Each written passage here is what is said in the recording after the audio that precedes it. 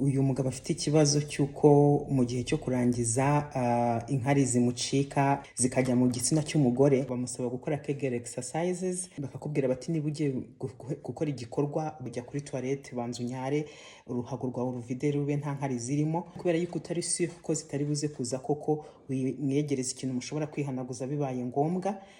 Ikindi byaba byiza kurushaho ukoresheje agakingirizo kugira ngo niziza zijye mu gakingirizo kurusha yuko zahita zijya mu mugore. Nanone mukaba mushobora kureba niba hari position mushobora kugerageza zituma zitari bugucike zitari buze. Hanyuma igikomeye rero cy'ingenzi nyamukuru ni ikintu cyo kukubwira ngo jya kwa muganga. Ibyo bintu biri kukubaho ntabwo ari ibintu bisanzwe kandi ni ikibazo umuganga ashobora kugufasha kubonera umuti, niyo waba utari umuti w'ibinini, niyo yaba ari kugufasha kwigisha Kegel exercises akamenya ngo urazikora buri munsi kandi akagukurikirana kugeza igihe bizahagararira.